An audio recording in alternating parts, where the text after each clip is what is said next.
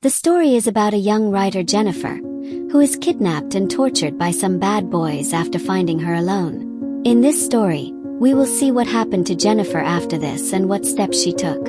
At the beginning of the story, we see Jennifer, who is a novelist. She was looking for a quiet place to concentrate on her work. So she decides to stay in a cabin in a local area. First, she meets a man named Earl in a store, who owns that cabin. Earl gives Jennifer the key to the cabin and explains the way to get there. After going a little distance, Jennifer stops at a petrol pump to fill petrol, where she sees two strange people. Their names are Andy and Stanley, who are staring at him. Just then, a worker named Johnny arrives and helps Jennifer. Johnny asks her where she is staying. Jennifer explains that she is going to stay in a nearby cabin. While giving the money, his foot accidentally hits a bucket, causing Johnny's pants to get wet. Johnny's friends start laughing when his pants get wet. Jennifer apologizes to him and leaves. After some time, she reaches her cabin, which is located in the middle of the forest. Once there, he starts working on his novel. At night, when she is talking to her friend on the phone, she suddenly hears strange sounds. She follows the sounds and sees the door of a room open. On entering the room, she sees some tools and a box of poisonous powder, which she is shocked to see. She closed the door and went back into the room. When she returns to her work, the beer accidentally falls on her clothes. She goes inside and starts cleaning clothes. Only then she feels someone watching her from outside the window. The next morning, while Jennifer is jogging, she sees an old, small house in the woods. She goes inside that house, but that house is completely empty. Jennifer returns to her cabin and goes to the washroom. On opening the tap, he finds that the water is not coming. She calls for help, after which a man named Matthew arrives and fixes the pipe. Pleased with Matthew's work, Jennifer gives him a light kiss on the cheek and says thank you. Matthew is a shy and naive person, so he immediately runs away from there. In the evening, Matthew goes fishing with Stanley, Andy, and Johnny. He tells them that the city girl kissed him on the cheek. Hearing this, Johnny gets very angry and does not believe what Matthew says. Meanwhile, Stanley shows Jennifer's video with his camera. Stanley was the one who saw Jennifer through the window. Seeing this, wrong intentions arise in Johnny's mind. He talks nasty things about Jennifer to his friends and says that he will make that girl a victim tonight. At night, when Jennifer is sleeping, suddenly some sounds come from her door. She gets up and opens the door and sees a dead bird lying there. Jennifer is terrified and doesn't know what to do next. Jennifer then returns to her cabin, but as soon as she gets inside, she sees that there are pictures of people on her laptop, which scares her. The three men then entered the room and raped her. "Why have you come here?" he asked. And lies to them, "My boyfriend is going to come here, you guys go away." Johnny says, "I know you don't have a boyfriend. I heard you kissed Matthew on the cheek." Then they bring Matthew in, and Jennifer says, "I just kissed to thank him." Johnny answers, "I know the city girls well and understand what they need." He then gives Jennifer a bottle of wine and asks her to drink it. Jennifer refuses, and Johnny says, "If you drink, we'll leave." Jennifer is forced to drink alcohol, but they still don't leave. Instead, Johnny takes a baseball bat and tells Jennifer, "Show your teeth." When Jennifer shows her teeth in fear, Johnny grabs her teeth and starts shaking them, then pulls out a gun and hands it to her. Johnny points the gun at Jennifer and says, "Kiss this gun and imagine I'm your boyfriend." He puts the gun in her mouth and starts shaking it. Matthew becomes uncomfortable seeing all this and turns his face to the other side. Afterwards, Andy puts a bottle in Jennifer's mouth and tries to break it, but Jennifer knocks him down. She then pulls the spray out of her bag, puts it in Stanley's eyes and runs away. It is early morning, and on the way he meets two men, one of whom is Earl, who gave him the key. Jennifer tells her story. The other person tells him, "I am a sheriff, don't you worry." After this, the sheriff says to the Earl, "You go to the other side of the forest." Then he brings Jennifer back to her cabin. While searching there, he finds nothing, but Jennifer's beer bottle appears. He says, "Perhaps you have been drinking, so you are confused." Jennifer insists, "No, these people really tried to force themselves on me." But the sheriff is not convinced and begins to touch Jennifer inappropriately under the pretext of a search. Just then the 4 boys come there and smile at Jennifer. Seeing this, Jennifer understands that the sheriff is also mixed up with them.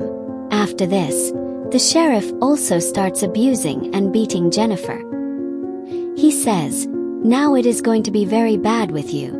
Then Johnny grabs Jennifer and says to Matthew, "Now you take off your clothes. Today I'll make you a man." Matthew takes off his clothes and then they tear Jennifer's clothes. They lay him on the ground and say to Matthew, "Force it." Matthew forces himself on Jennifer. Jennifer feels pain and starts screaming loudly. Just then, his daughter Angel gets a call from the sheriff's house, in which her daughter says that she should come home early today. The sheriff promises his daughter that he will return home soon, but Jennifer has to face her situation. They then leave Jennifer. Jennifer somehow manages to get up and walk out of the room without her clothes on, but after walking some distance, the 5 of them again appear in front of her and surround her, as their hearts are still not filled. They grab him again and lay him on the ground, and Andy begins to dunk his mouth in water. This time, the sheriff also forces himself on Jennifer by taking off his clothes. Jennifer screams in pain, but one by one the beasts begin to rape her. When their heart is full, they leave it there. Jennifer somehow gets up and starts to leave. After so much torture, she had completely broken down and gone mad. When she reaches a bridge, the 5 of them again come there with the intention of killing her. That's when Jennifer jumps into the water. They see the 5 in the water, but Jennifer is nowhere to be seen. So they wait for hours for his body to come up, but his body does not come up. The sheriff warns them, if Jennifer runs away, we'll all be in trouble. They burn Jennifer's things so that no evidence remains. At night, the sheriff returns to his house and meets his daughter. His daughter tells him that she has been selected for the honors program, which makes the sheriff happy. The next day, the sheriff goes to Earl and gives him back the key to his cabin. Earl asks her, "Is that girl gone?" The sheriff answers, "Yes, she went." The scene then shows them all still looking for Jennifer, but they can't find her anywhere. Matthew, on the other hand, was regretting what he had done. One day, Earl calls the sheriff to tell him that Jennifer's sister had called. Earl says, "Jennifer's sister was asking why Jennifer hadn't come back yet. So did you do anything?" The sheriff answers, "No, nothing like that happened. She just left the next morning." Stanley comes running to Andy and Johnny and reveals that his camera has been stolen, and that the camera contained all of Jennifer's video clips. Upon hearing this, Johnny begins to beat Stanley and says, "Why did you need to record all that?" At night, Johnny is in his house when he hears some noises at his door. He opens the door. A dead bird is lying there. Seeing the bird, Johnny thinks that maybe Stanley and Andy are joking with him, but then he heard it again. He goes out and finds one of Jennifer's slippers, which scares him. Just then the sound comes from the bushes, and going ahead he finds Matthew's rubber bands. Johnny thinks that Matthew is doing all this. The next day the sheriff returns to his house, where his wife gives him a gift and says that someone sent it for you. Inside the gift is a cassette, which the sheriff is afraid to see. The sheriff walks up to the boys and starts beating Stanley, saying, "Why did you need to record that video? Last night, someone was harassing me too, and I know it's Matthew because he's regretting Jennifer's death, so he wants to scare us," says Johnny. The sheriff tells them to find Matthew and goes to Earl himself. He shoots Earl because Earl became suspicious of them. Meanwhile, Matthew is sitting outside Jennifer's cabin and feeling remorseful. Then he heard Jennifer's voice. When Matthew goes upstairs, he sees Jennifer sitting on a couch. Jennifer calls him close and says, "I know you're feeling guilty." Matthew begins to apologize and says, "I didn't do it intentionally," but Jennifer tightens the rope around his neck, causing Matthew to faint. Meanwhile, Andy and Stanley are looking for Matthew. Searching, Andy goes inside a deserted house, where she sees a mattress. Meanwhile, Jennifer comes in front of Stanley. When he proceeds to kill her, his leg gets caught in a trap. Stanley screams in pain and begins to call Andy. When Andy arrives, Jennifer attacks him from behind and hits Stanley in the head, knocking them both unconscious. When Andy's eyes open, she finds herself lying on a bathtub supported by wood. Jennifer turns on the water to fill the tub. Meanwhile, she ties Stanley to a tree and makes a video of him feeding a rat. Then, she ties the thread to the tree by putting a fishing hook on his eyebrow so that he cannot blink his eyes. Jennifer then goes to Andy. That is, she is killing both of them simultaneously and they are around. Andy apologizes to her. Jennifer says, "I was also like this in front of you, but you did not listen to me and took advantage of me." Then she dips her mouth in the water and says, "I am going to give you a very bad death." She then goes to Stanley and rips open the belly of a fish, extracts its flesh and puts it in Stanley's eyes. She then returns to Andy and removes a log from the tub by pouring poisonous powder into the water, causing Andy to go into the water and burn his face. On the other hand, some birds come to Stanley and start eating the flesh in his eye, which also takes away his eyes. In this way, Stanley also dies very badly.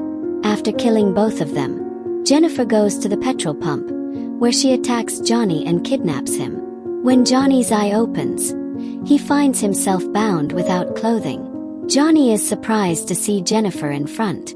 Afterwards, Jennifer says to her, "Do you know what I'm going to do to you?"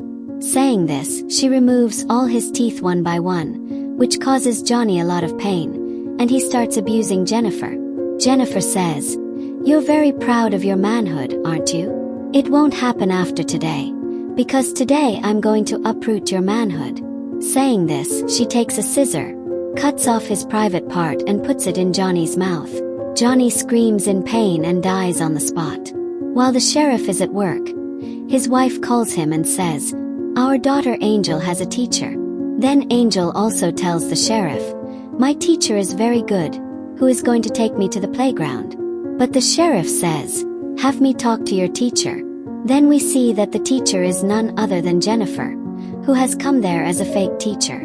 When Jennifer tells the sheriff her name, he is shocked and tells her, "Please don't hurt my daughter." Jennifer then disconnects the phone and takes her daughter with her. When the sheriff arrives home, his wife reveals that the teacher has taken Angel to the playground. The sheriff quickly arrives at the playground and begins to look for his daughter, but there he does not find her daughter. The sheriff again tries to take the car away, whereupon Jennifer attacks him from behind and takes him with her. When the sheriff's eyes open, he finds himself tied up, and Jennifer has her short gun inserted into his backside. "Please don't kill me and let's get out of here," the sheriff says in pain. Jennifer begins to put the shotgun further in and says, "I felt exactly the same way when you all forced yourself on me like brutes." The sheriff asks him, "What did you do to my daughter?" Jennifer says, "Your daughter is so young and beautiful. How would she feel if someone forced her?" Next, Jennifer inserts a rope into the trigger of that shotgun and pulls the rope and ties its other end to the hand of Matthew, who was lying unconscious in front of the sheriff. She then tells the sheriff, "When Matthew comes to his senses, both of you will be killed." Saying this, Jennifer goes out and sits down. After a while, Matthew regains consciousness and is surprised to see the sheriff. The sheriff warns him, "Don't move at all." But Matthew inadvertently shakes his hand, causing the gun's trigger to go off. The bullet from the gun rips the sheriff from behind and hits Matthew in front. Thus, both the sheriff and Matthew die on the spot. Next, Jennifer is shown, who is overjoyed after getting her revenge by brutally killing all these drunks. The story ends with this scene. So friends, if you want to see the second part of this movie, let us know by commenting. And if you've seen the video, thank you so much. The rest we meet with another new story.